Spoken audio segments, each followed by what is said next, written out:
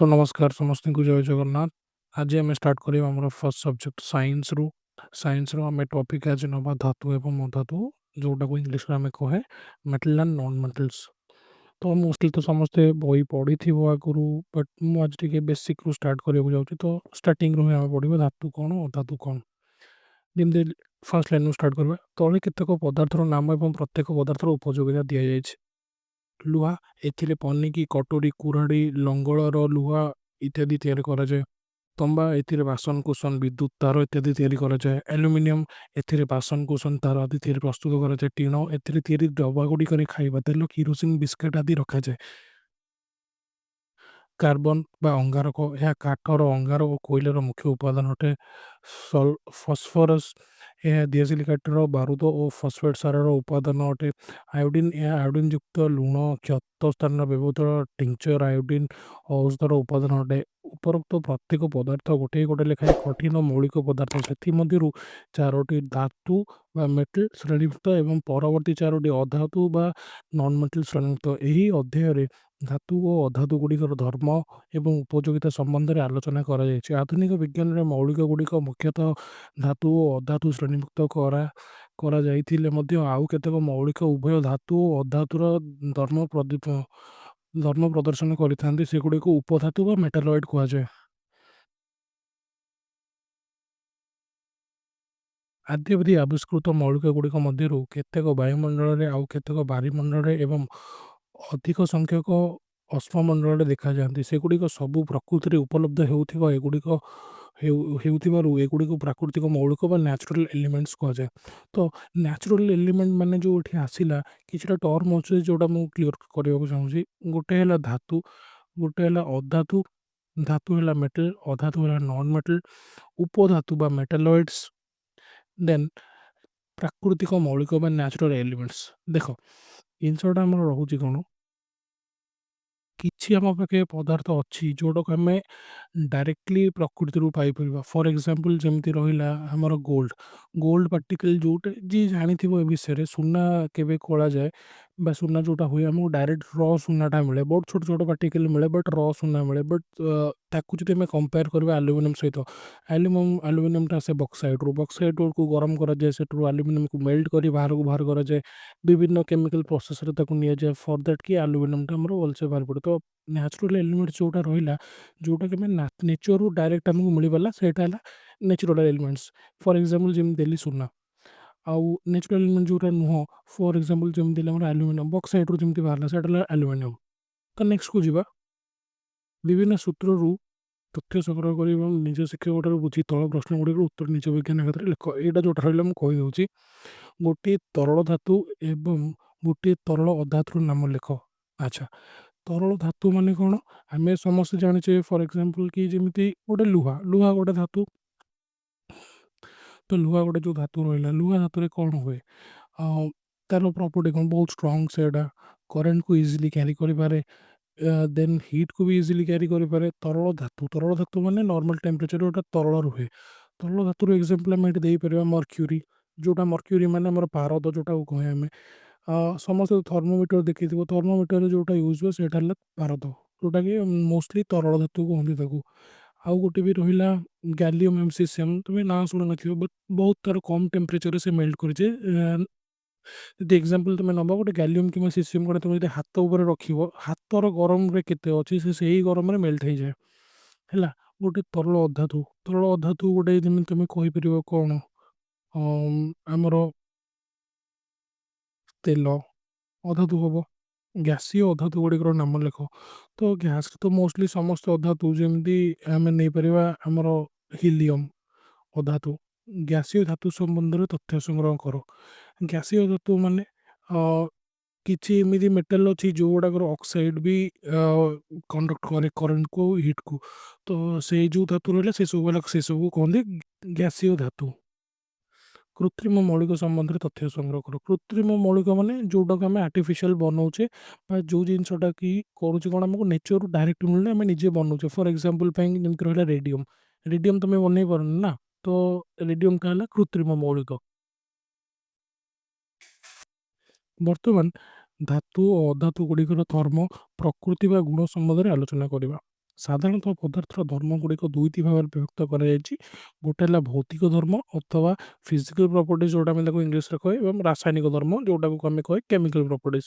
ତ ଭୌତିକ ଧର୍ମ କ'ଣ ଦେଖିବା ଚାଲ। ଏଇଟା ଗୋଟେ ଛୋଟ ଏକ୍ସପେରିମେଣ୍ଟ ରହିଲା। ତୁମ ପାଇଁ ଛୋଟ କାମ, ଆବଶ୍ୟକ ଉପକରଣ ଖଣ୍ଡେ ଟିଣ, ଖଣ୍ଡେ ଦସ୍ତା ବ୍ୟବହୃତ ଟର୍ଚ୍ଚ ସେଲ୍ରୁ ପାଇବ ଆଲୁମିନିୟମ। ନେକ୍ସଟ ପେଜକୁ ଯିବା। ଛୋଟ ଚାମଚ, ବାସନ, ଲୁହାପଥ ଅଥବା କଣ୍ଟା, ତମ୍ବାର ଛୋଟ ବାସନ, ଏଇସବୁ ଜିନିଷକୁ ପୁରୁଣା ହୋଇଯାଇଥିବା ଆବଶ୍ୟକ ଧାତୁ ଘଷିବା, ବାଲି କାଗଜକୁ ଫର୍ଦ୍ଦ। ଆଚ୍ଛା, ପ୍ରକ୍ରିୟା ପଦ୍ଧତି କ'ଣ ହେଉଛି ଦେଖିବା ଚାଲ। କ'ଣ କରିବୁ? ବାଲି କାଗଜ ଫର୍ଦ୍ଦରୁ 4 ସେଣ୍ଟିମିଟର ଦୈର୍ଘ୍ୟ ଓ 4 ସେଣ୍ଟିମିଟର ପ୍ରସ୍ତୁତ ଥିବା ଗୋଟେ ଛୋଟ କାଗଜ କାଟ। ଉପରୋକ୍ତ ପ୍ରତ୍ୟେକ ଜିନିଷ କେବଳ ଗୋଟିଏ ପାର୍ଶ୍ୱକୁ ବାଲି କାଗଜ ଦ୍ୱାରା 2 ବା 3 ମିନିଟ୍ ଯାଏଁ ଭଲ ରୂପେ ଘଷ। ଦରକାର ହେଲେ ବାଲି କାଗଜ ବଦଳାଅ। ଏଇଥିରେ ଆମେ ଯେ କହୁଛି କ'ଣ, ଗୋଟେ ପୁରୁଣା ଗୋଟେ ମେଟାଲ ନେବା, ଗୋଟେ ପୁରୁଣା ମେଟାଲ ନେଇକି ଆମେ ତାକୁ କରିବୁ ଗୋଟେ ବାଲି କାଗଜ ଆଣିବା, ଉପରେ ତାକୁ ରବ୍ କରିବା, ତ ଘଷିବା। ଘଷିଲେ କ'ଣ ହେବ ନା, ତା ଉପରେ ଯେଉଁଟା ସବୁ କଳଙ୍କି ଥିବ ସବୁ ସେଇ ହିସାବରେ ଲୁହାକୁ ପାଇଁ ନେଲେ, ଯେଉଁଟା ଯଦି ଲୁହା କଳଙ୍କି ଥିବ ଲୁହା କଳଙ୍କିଟା ଘଷିଲେ ବାହାରିଯାଏ। ପର୍ଯ୍ୟବେକ୍ଷଣ ଭିତ୍ତିକ ତଥ୍ୟ। ପ୍ରତ୍ୟେକ ଜିନିଷର ଘଷା ଯାଇଥିବା ପାର୍ଶ୍ୱ ଏବଂ ଘଷା ନ ଯାଇଥିବା ପାର୍ଶ୍ୱକୁ ଭଲ ରୂପେ ଦେଖ। କିଛି ପାର୍ଥକ୍ୟ ଦେଖିଲ? ଘଷା ଯାଇଥିବା ପାର୍ଶ୍ୱ ଚକଚକ୍ ହେଇ ଦେଖାଗଲା କି ନ ଘଷା ଯାଇଥିବା ପାର୍ଶ୍ୱଟି ଫିକା ଅଥବା ମଳିନ ଦେଖାଯାଉ? ସିଦ୍ଧାନ୍ତ। ତ ଯେଉଁ ଯେତେବେଳେ ତୁମେ ଘଷିକି ଦେଖିବ, ଯେଉଁ ପଟ ସାଇଡ଼କୁ ଘଷିବ ସେଇଟା ଚିକ୍ ଚିକ୍ ଚିକ୍ ଚିକ୍ ମାରିବ, ଯେଉଁଟା ନ ଘଷିଥିବ ସେଇଟା ମଳିନ ଦେଖାଯିବ। ସିଦ୍ଧାନ୍ତରେ ଆମର କ'ଣ ନା, ଅଧିକାଂଶ ଧାତୁ ନୂତନ ଅବସ୍ଥାରେ ଅର୍ଥାତ୍ ପ୍ରସ୍ତୁତି ବେଳେ ଚକଚକ୍ ଦେଖାଯାନ୍ତି, କିନ୍ତୁ ପୁରୁଣା ହୋଇଗଲେ ଫିକା ବା ମଳିନ ବା ଡଲ୍ ଦେଖାଯାଆନ୍ତି। ଧାତୁର ଚକଚକ୍ ରୂପ ବା ଧର୍ମକୁ ଧାତବ ଦୀପ୍ୟ ବା ଔଜ୍ଜ୍ୱଲତା ମେଟାଲିକ୍ ଲଶ୍ଚର କୁହାଯାଏ। ଆଚ୍ଛା, ଦେଖ ଏଠି ଯେଉଁଟା ଲେଖିଲା କି ଯେତେବେଳେ ତୁମେ ଗୋଟେ ଧାତୁକୁ ସପୋଜ ଏକ୍ଜାମ୍ପଲ ଦେଖିଥିବ, ଯାହାର ଲୁହାର ଗେଟ୍ ଥିବ କି ଲୁହାର ଗୋଟେ କିଛି ଜିନିଷ ଅଛି, ଯଦି ସପୋଜ ତୁମେ ତାକୁ ବାହାରେ ପକେଇଦେଲ କି ଘର ଭିତରେ ବି ତୁମେ ରଖ, ଘର ଭିତରେ ଟିକେ ଟାଇମ୍ ଲାଗିବ ହେବା ପାଇଁ, ବଟ୍ ଯଦି ତୁମେ ବାହାରେ ତାକୁ ରଖିଲ, ସେ କ'ଣ ହେବ ନା, ଯେତେବେଳେ ତୁମେ ଗୋଟେ ଜିନିଷକୁ ରବ୍ କରିବ ବାଲି କାଗଜରେ, ଉପରୁ କଳଙ୍କି ଯେଉଁ ଝଡ଼େ, କଳଙ୍କିଟା କେମିତି ଆସେ? ବାହାରେ ଆମର ଅଛି ଅକ୍ସିଜେନ୍, ଅକ୍ସିଜେନ୍ ସହିତ ସେ ପ୍ରୋସେସଟା ଯେଉଁଟା କହନ୍ତି ସେଇଟା ଅକ୍ସିଡାଇଜେସନ୍ ହେଲା। ଅକ୍ସିଡାଇଜେସନ୍ ପ୍ରୋସେସରେ ସେ କ'ଣ ହୁଏ ନା, ତା ଉପରେ ଗୋଟେ କଳଙ୍କି ଜମିଯାଏ, ଯେଉଁଟାକି କଳଙ୍କି ହେଲେ ଫାଇଦା କ'ଣ ନା, ଆଉ ଆଗକୁ ଯେମିତି କଳଙ୍କି ନ ହେବ ଫର୍ଦର, ସେଥିପାଇଁ କଳଙ୍କି ଯାଏ। ବଟ୍ ଧୀରେ ଧୀରେ ଧୀରେ ଧୀରେ ଯେହେତୁ ଆମେ ଯଦି ଗୋଟେ ଗେଟ୍, ଲୁହାର ଗେଟ୍କୁ ବାହାରେ ରଖିଦେଉଛେ, ପ୍ରୋବ୍ଲେମ୍ କ'ଣ ହେବ ନା, ସେ ଲୁହା ଗେଟ୍ ଅବଭିୟସଲି ସେ ଜାଗାଟା କଳଙ୍କି ହେଇ ହେଇ ହେଇ ଜିନିଷଟା ଖାଇଯିବ ଟୋଟାଲ୍। ଆଚ୍ଛା, এটা ହେଲା କାମ 2.0 4.2। ଆବଶ୍ୟକ ଉପକରଣ 2 କିମ୍ବା 3 ସେଣ୍ଟିମିଟର ମୋଟାର ଲୁହା କଣ୍ଟା ଏବଂ ତାର, ତମ୍ବା ତାର, ଆଲୁମିନିୟମ ତାର, ହାତୁଡ଼ି, ଚଉଡ଼ା ପଥର କିମ୍ବା ଲୁହା ଖଣ୍ଡ କିମ୍ବା ବଡ଼ ହେମଦସ୍ତା ଓ ପୁଆ। ପରୀକ୍ଷା ପଦ୍ଧତିରେ କଲେ କ'ଣ? ଗୋଟିଏ ପଥର କିମ୍ବା ଲୁହା ଖଣ୍ଡ ଉପରେ ଆଲୁମିନିୟମ ତାରର ଗୋଟିଏ ପ୍ରାନ୍ତ ରଖି ହାତୁଡ଼ିରେ ବାରମ୍ବାର ଜୋରରେ ପିଟ। କ'ଣ ଦେଖିଲେ ଲକ୍ଷ୍ୟ କର? ତାରର ଚଉଡ଼ା ହୋଇଗଲା, ଅନ୍ୟ ତାର ଗୁଡ଼ିକ ନେଇ ହାତୁଡ଼ିରେ ବାରମ୍ବାର ପିଟି, ଯଦି ପଥର କିମ୍ବା ଲୁହା ଖଣ୍ଡ ଓ ହାତୁଡ଼ି ନ ମିଳେ ହେମଦସ୍ତାରେ ରଖି ପୁଆରେ ଛେଚ। ପର୍ଯ୍ୟବେକ୍ଷଣ ଦେଖ, ବାରମ୍ବାର ପିଟିବାରୁ ତିନୋଟି ଯାକ ତାର ଚଉଡ଼ା ବା ପ୍ରସାରିତ ହେଇଗଲା। ସିଦ୍ଧାନ୍ତ, ଅଧିକାଂଶ ଧାତୁ ପ୍ରସାରଣଶୀଳ ବା ନମନୀୟ ବା ଯେଉଁଟା କୁହନ୍ତି ମେଲାବିଲିଟି। ମେଲେବିଲିଟି ଏହି ଗୁଣ ଯୋଗୁଁ ବିଭିନ୍ନ ଧାତୁର ଚଦର ବା ସିଟ୍ ପ୍ରସ୍ତୁତ କରାଯାଇପାରୁଛି ଏବଂ ସୁନା ରୂପାର ଅଳଙ୍କାର ପ୍ରସ୍ତୁତ କରାଯାଇପାରୁଛି। କାମ 4.3। ଆବଶ୍ୟକ ଉପକରଣ ଗୋଟେ ମହମବତୀ କିମ୍ବା ସ୍ପିରିଟ୍ ବତୀ, ଗୋଟେ ଡିଏସ୍ଏଲ୍ 10 ସେଣ୍ଟିମିଟର ଦୈର୍ଘ୍ୟର ଖଣ୍ଡେ ଲେଖାଏଁ ତାର, ସରୁ ତାର, ଲୁହା ତାର, ଆଲୁମିନିୟମ ତାର, ତାର ଗୁଡ଼ିକୁ ସଳଖ କର। ପଦ୍ଧତି କ'ଣ କରିବ? ଗୋଟେ ମହମବତୀ ଉପରେ ବା ସ୍ପିରିଟ୍ ବତୀକୁ ଜଳାଇ ଟେବୁଲ ଉପରେ କିଛି ଚଟାଣରେ କିମ୍ବା ଚଟାଣରେ ରଖ। ଦେଖାଯାଇଥିବା ଚିତ୍ରରେ ଦର୍ଶାଯାଇଥିବା ଭଳି ସଳଖ ଧାର ଗୋଟେ ପ୍ରାନ୍ତରୁ 2-3 ଆଙ୍ଗୁଠିରେ ସମାନ୍ତରାଳ ଭାବେ ରଖି ଅନ୍ୟ ପ୍ରାନ୍ତକୁ ବତୀର ଶିଖରେ ଭାଗରେ ରଖ। କିଛି ସମୟ କରିବି କ'ଣ, ଆଙ୍ଗୁଠିକୁ ତାର ଉତ୍ତପ୍ତ ହେବା ଜଣାଗଲେ କି ଆଉ କିଛି ସମୟ ଉତ୍ତପ୍ତ କର, କ'ଣ ନ ଧାରଟି ଅଧିକା ଉତ୍ତପ୍ତ ହୋଇଯିବାରୁ ଆଉ ଧରି ହେଲା ନାହିଁ, ଅନ୍ୟ ତାରକୁ ଗୁଡ଼ିକୁ ନେଇ ପରୀକ୍ଷା ପୁନର୍ବାର କର। ଅନୁଭୂତିକ ଭିତ୍ତିକ ତଥ୍ୟ, ତିନୋଟି ଯାକ ତାରର ପ୍ରାନ୍ତ ଉତ୍ତପ୍ତ ହେଲା କି ନିଶ୍ଚିତ ହେବ ଏଟା। ତ ସିଦ୍ଧାନ୍ତ, ଧାତୁ ତାପ ପରିବହନ କରେ, ଅର୍ଥାତ୍ ଧାତୁ ଗୁଡ଼ିକ ତାପ ପରିବାହୀ, କଣ୍ଡକ୍ଟର୍ସ ଅଫ୍ ହିଟ୍, ଯେଉଁଟାକି ମୁଁ ଆଗରୁ କହିଥିଲି। କାମ ଏଇଟା ହେଲା 4.4। ଗୋଟିଏ ଟର୍ଚ୍ଚ ସେଲ୍, ଗୋଟିଏ ନୂଆ ବଲ୍ବ, ଖଣ୍ଡିଏ ତାର, 10 ସେଣ୍ଟିମିଟର ଦୈର୍ଘ୍ୟର ପ୍ଲାଷ୍ଟିକ୍ ଆଚ୍ଛାଦିତ ସରୁ ତାର, ତମ୍ବା ତାର, ଲୁହା ତାର, ଆଲୁମିନିୟମ ତାର, ଯାହା ବି ତୁମେ ନେଇପାରିବ ସେଥିରେ। ପଦ୍ଧତି କ'ଣ କରାହେଲା, ଯେମିତି କନେକ୍ସନ୍ ଅଛି ସେମିତି କନେକ୍ସନ୍ ଦେଇକି ଆମର ଲୁହା ତାର, ଲୁହା କଣ୍ଟାକୁ ନେଇକି ଟଚ୍ କରିବା। ହେଲେ କ'ଣ ଜଣାପଡ଼ିବ ଦେଖିଦିଅ। ପରୀକ୍ଷା ପद्धତିରେ କ'ଣ କରିବ, ପ୍ରଥମେ ଟର୍ଚ୍ଚ ବଲ୍‌ଟିକୁ ତମ୍ବ ତାର ଗୋଟିଏ ପ୍ରାନ୍ତ 2 ବା 3 ଘେରା କରି ଗୁଡ଼ା ଯେପରିକି ବଲ୍‌ଟି ଖସି ନଯାଏ। ତାପରେ 4.2 ରେ ଦେଖାଯାଇଥିବା ଭଳି ସେଲ୍‌ର ଉପର ପାର୍ଶ୍ୱରେ ଥିବା ପିତ୍ତଳ ଟୋପି ଓ ଉପର ଥିବା ବଲ୍‌ର ତଳ ଭାଗ ଲଗାଇ ରଖ। ତାର ଅନ୍ୟ ପ୍ରାନ୍ତକୁ ସେଲ୍‌ର ତଳ ଭାଗର ପାର୍ଶ୍ୱରେ ଥିବା ଦସ୍ତା ସହିତ ସ୍ପର୍ଶ କର। କ'ଣ ଲକ୍ଷ୍ୟ କଲ? ସ୍ପର୍ଶଟି କରିବା କ୍ଷଣି ବଲ୍‌ଟି ଜଳିଲା। ଅନ୍ୟ ତାରକୁ ନେଇ ପରୀକ୍ଷାଗୁଡ଼ିକୁ ପୁନର୍ବାର କର। ପର୍ଯ୍ୟବେକ୍ଷଣ ଭିତ୍ତିକ ତଥ୍ୟ। 3ଟି ଯାକ ତାର କ୍ଷେତ୍ରରେ ବଲ୍‌ବ ଜଳିଲା କି? ହଁ, ଜଳିବ। ଧାତୁ ବିଦ୍ୟୁତ୍ ପରିବହନ କରେ, ଅର୍ଥାତ୍ ଧାତୁଗୁଡ଼ିକ ବିଦ୍ୟୁତ୍ ପରିବାହୀ କଣ୍ଡକ୍ଟର୍ସ ଅଫ୍ ଇଲେକ୍ଟ୍ରିସିଟି।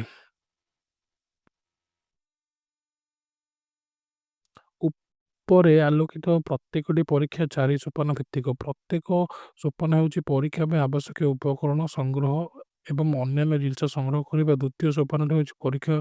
ଆଚ୍ଛା, ଏଇଟା ଆମର ଛାଡ଼ିଦେବା, ବଟ୍ ଆମର କନକ୍ଲୁଜନ୍ କ'ଣ ମିଳିଲା ଦେଖ।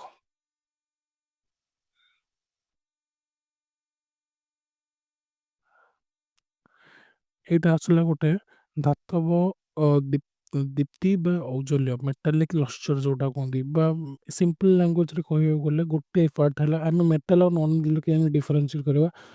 ମେଟାଲ୍‌ଟା ଚିକ୍ ଚିକ୍ ମାରେ, ମେଟାଲିକ୍ ଲଶ୍ଚର୍ ଗୋଟେରେ ଗୋଟେ ଆସେ। Next, good conductor of heat ବା ତାପକୁ ପରିବହନ କରେ। ଏଠି ଲେଖାଯାଇଛି ଦେଖିବ, କଣ୍ଡକ୍ଟର୍ସ ଅଫ୍ ହିଟ୍। ନେକ୍ସଟ ହେଲା କଣ୍ଡକ୍ଟର୍ସ ଅଫ୍ ଇଲେକ୍ଟ୍ରିସିଟି। ଆଉ ଗୋଟେ ଏଠି ଥିଲା ମ୍ୟାଲେବଲ୍। ତ ଆମ ପାଖେ ଗୋଟେ ମେଟାଲ୍ ଆଉ ନନ୍ ମେଟାଲ୍ ଭିତରେ ଡିଫରେନ୍ସିଏଟ୍ କରିବା ପାଇଁ 4ଟି ଅପସନ୍ ରହିଲା। ଗୋଟେ ଅପସନ୍ ହେଲା ମେଟାଲିକ୍ ଲଶ୍ଚର୍ ବା ମେଟାଲ୍‌ଟା ଚିକ୍ ଚିକ୍ ମାରେ। ସେକେଣ୍ଡ ହେଲା ମ୍ୟାଲେବଲ୍, ଅଥବା ତାରଟା ଲମ୍ବା ହେଇପାରେ ବା ଛୋଟ ହେଇପାରେ, ବଡ଼ ହେଇପାରେ।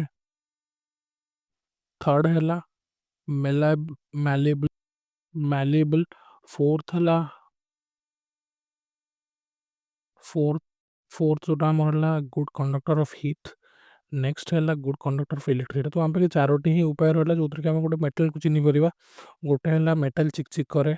ନେକ୍ସଟ ହେଲା ମେଟାଲ୍ ହେଲା ମ୍ୟାଲେବଲ୍, ଅଥବା ଯାହାର ନମନୀୟତା ଅଛି, ଯାହାକୁ ଆମେ ଭିଡ଼ିକି ଲମ୍ବା କରିପାରିବା ଆଉ ଭିଡ଼ିକି ଓସାର ବି କରିପାରିବା। ନେକ୍ସଟ ହେଲା ତାର ମାନେ ଯେଉଁ ହିଟ୍‌କୁ ସେ କଣ୍ଡକ୍ଟ କରିପାରିବ, ଅର୍ଥାତ୍ ହିଟ୍‌କୁ ଗୋଟେ ପଟ ସାଇଡ଼୍‌ରେ ହିଟ୍ ଦେଲେ ଆର ପଟ ସାଇଡ଼୍‌ରେ ଆମକୁ ହିଟ୍ ଫିଲ୍ ହେବ। ନେକ୍ସଟ ହେଲା ଗୋଟେ ପଟ ସାଇଡ଼୍‌ରେ ଯଦି ଇଲେକ୍ଟ୍ରିସିଟି ଦେବା, ଆର ପଟ ସାଇଡ଼୍‌କୁ ଇଲେକ୍ଟ୍ରିସିଟି କଣ୍ଡକ୍ଟ କରିବ। ହେଲା। ତ ଦୃଷ୍ଟାନ୍ତ 1, ଲୁହା, ତମ୍ବା, ଆଲୁମିନିୟମ୍, ସୁନା, ରୂପା ଇତ୍ୟାଦି ତାରକୁ ତରଳାଇ ସ୍ୱତନ୍ତ୍ର ଯନ୍ତ୍ର ଦ୍ୱାରା ଭିନ୍ନ ଭିନ୍ନ ମୋଟାଇର ତାର ପ୍ରସ୍ତୁତ କରାଯାଇଛି। ଧାତୁଗୁଡ଼ିକର ତାର ରୂପାନ୍ତରଣ ହେବା ଗୁଣ ଓ ପ୍ରକୃତିକୁ ତନ୍ୟତା ବା ଡକ୍ଟିଲିଟି କୁହାଯାଏ। ଦୃଷ୍ଟାନ୍ତ 2, ମହାବିଦ୍ୟାଳୟଗୁଡ଼ିକରେ ପିଟା ଘଣ୍ଟା ବା ବଡ଼ ଘଣ୍ଟି ଥାଏ। ମନ୍ଦିରଗୁଡ଼ିକରେ ଘଣ୍ଟ ଘଣ୍ଟି ଥାଏ। ରେଳ ଷ୍ଟେସନରେ ମଧ୍ୟ ସାଧାରଣତଃ ଖଣ୍ଡେ ପିଟା ଘଣ୍ଟା ରୂପେ ବ୍ୟବହାର କରାଯାଏ। ଏହିସବୁ ଭିନ୍ନ ଭିନ୍ନ ପ୍ରକାରର ଧ୍ୱନି ସୃଷ୍ଟି କରନ୍ତି। ଏହାକୁ କେହି ଠନ୍ ଠନ୍ ଶବ୍ଦ କହିଥାନ୍ତି। ଧାତୁଗୁଡ଼ିକରୁ ସୃଷ୍ଟି ହେଉଥିବା ଏହି ଧ୍ୱନି ବା ଶବ୍ଦକୁ ଧାତବ ଧ୍ୱନି କୁହାଯାଏ। ସାଧାରଣତଃ ଅଧିକାଂଶ ଧାତୁରୁ ଏହିଭଳି ଧ୍ୱନି ଶବ୍ଦ ବାହାରିବା ଧ୍ୱନି ସୃଷ୍ଟି ହୋଇଥିବା କାରଣରୁ ଧାତୁଗୁଡ଼ିକ ଅନ୍ୟ ଏକ ରୂପ। ନେକ୍ସଟ ପେଜ୍‌କୁ ଯିବା। ଦୃଷ୍ଟାନ୍ତ 3, ଲୁହା, ତମ୍ବା, ଆଲୁମିନିୟମ୍, ସୁନା, ରୂପା ଇତ୍ୟାଦିରୁ ସରୁ ତାର କିମ୍ବା ପତଳା ପାତକୁ ହାତରେ ସହଜରେ ବଙ୍କେଇ ହୁଏ। ଏହିଗୁଡ଼ିକ ଧାତୁର ମୋଟା ରଡ୍ ଯଥା ଲୁହା, ଶାବଳ ଗୁଡ଼ିକୁ ହାତରେ କ'ଣ ବଙ୍କେଇ ହେବ? ସୁତରାଂ ଅଧିକାଂଶ ଧାତୁ ଶକ୍ତ ବା ଟାଣ ହାର୍ଡ଼ ଅଟେ। ଦୃଷ୍ଟାନ୍ତ ହେଉଛି ବାସ୍ତବ ବା ପ୍ରାକୃତିକ ଘଟଣା କିମ୍ବା ବହୁତ ଥର ପରୀକ୍ଷିତ ବିଜ୍ଞାନ ସିଦ୍ଧ ଘଟଣା। ଉପର ଦୃଷ୍ଟାନ୍ତଗୁଡ଼ିକ ଧାତୁଗୁଡ଼ିକର କେତେକ ଭୌତିକ ଧର୍ମ ସମ୍ବନ୍ଧରେ ଜାଣିଲେ, କିନ୍ତୁ ଖୁବ୍ କମ୍ ସଂଖ୍ୟକ ଧାତୁ କ୍ଷେତ୍ରରେ କେବଳ ଧର୍ମ ବ୍ୟତିକ୍ରମ ପରିଲକ୍ଷିତ ହୁଏ, ଯାହାକି ଉପର ଶ୍ରେଣୀରେ ପଢ଼ାଯିବ, ଯେଉଁଟାକି ଆଗକୁ ପଢ଼ିବ। ଅଧାତୁଗୁଡ଼ିକର ଭୌତିକ ଧର୍ମ। ତ ଅଧାତୁଗୁଡ଼ିକରେ କ'ଣ ଭୌତିକ ଧର୍ମ? ଯେମିତି ଧାତୁରୁ ଆମେ ଜାଣିଲେ, ସେମିତି ଅଧାତୁରୁ ବି ଜାଣିବା। ଏହି ଅଧ୍ୟାୟରେ ଆରମ୍ଭରେ 3-4ଟି କଠିନ ଅଧାତୁ ସମ୍ବନ୍ଧରେ କୁହାଯାଇଛି। ସେଗୁଡ଼ିକ ହେଲା carbon, sulphur, phosphorus, iodine. Carbon କୋଇଲାର ମୁଖ୍ୟ ଉପାଦାନ ହେଉଥିବା କୋଇଲାରୁ କାର୍ବନ ନମୁନା ରୂପେ ନେଇଯାଇଥିଲେ। କୋଇଲାଟା ନ ମିଳିଲେ କାଠ ଅଙ୍ଗାରକୁ ନମୁନା ରୂପେ ନିଆଯାଇପାରିବ। ଆଚ୍ଛା, ସଲଫର ସାଧାରଣତଃ ହଳଦିଆ ଚୂର୍ଣ୍ଣ ରୂପରେ ଉପଲବ୍ଧ ହୋଇଥାଏ। ଏହାକୁ କାଚ ବୋତଲ କିମ୍ବା ପ୍ଲାଷ୍ଟିକ୍ ବୋତଲରେ ରଖାଯାଇଥାଏ। ବିଦ୍ୟାଳୟ ବିଜ୍ଞାନାଗାରରୁ ଏହା ମିଳିପାରିବ।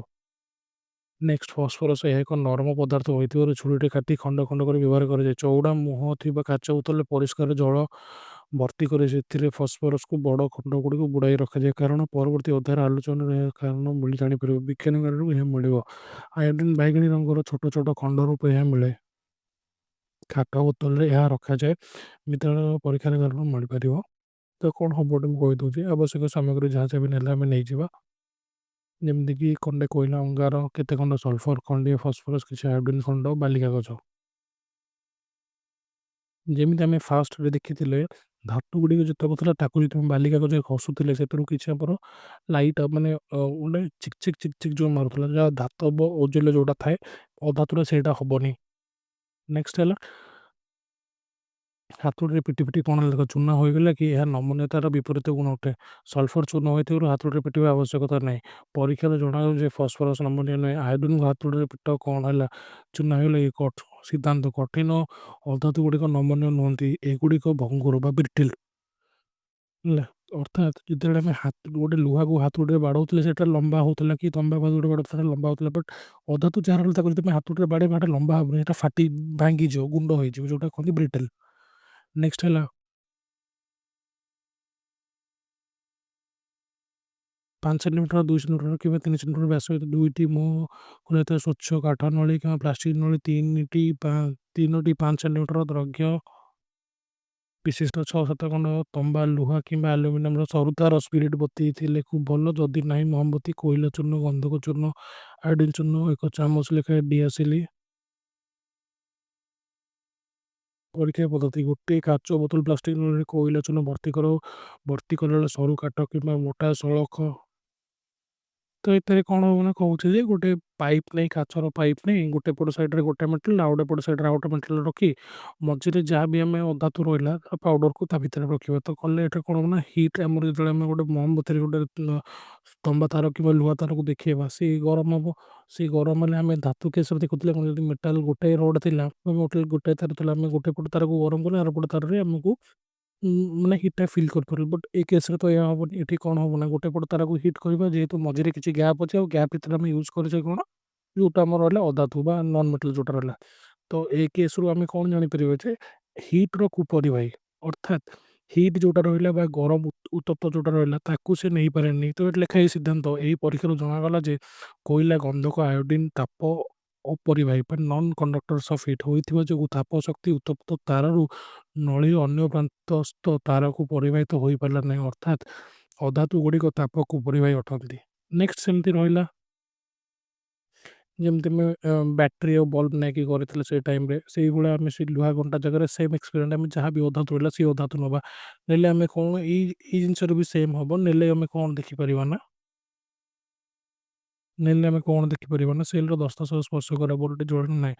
ତ ଏଥିରୁ ଗୋଟେ ଜିନିଷ ଆମର ରହିଲା କ'ଣ କି ଧାତୁଗୁଡ଼ିକ ହେଲା good conductor of heat, good conductor of electricity ଅର୍ଥ ହିଟ୍ ଆଉ ଇଲେକ୍ଟ୍ରିସିଟି ବୋଥକୁ ନେଇପାରେ। ଧାତୁଗୁଡ଼ିକ ମ୍ୟାଲେଏବଲ୍ ଅଥବା ଆମେ ତାକୁ କୌଣସି ବି ସେପ୍‌ରେ ବାଡ଼େଇ କରିପାରିବା। ନେକ୍ସଟ ହେଲା ଧାତୁର ଗୋଟେ ମେଟାଲିକ୍ ଲସ୍ଚର୍ ଥାଏ ଯୋଉଟାକି ଆମେ ଘଷିଲେ ବାଲି କାଗଜ ଘଷିଲେ ଚିକ୍ ମାରୁଥିଲା। ବଟ୍ ଅଧାତୁଗୁଡ଼ିକର ସେସବୁ କିଛି ନାହିଁ। ଠିକ୍ ତାର ଏକ୍ସାକ୍ଟ ଅପୋଜିଟ୍ ବୁଝିପାରୁଛ? ତ ବର୍ତ୍ତମାନ ଆଜି ପାଇଁ ଏତିକି। ଆମେ ନେକ୍ସଟ ଚାପ୍ଟରରେ ପଢ଼ିବା ଧାତୁ ଓ ଅଧାତୁଗୁଡ଼ିକର ରାସାୟନିକ ଧର୍ମ।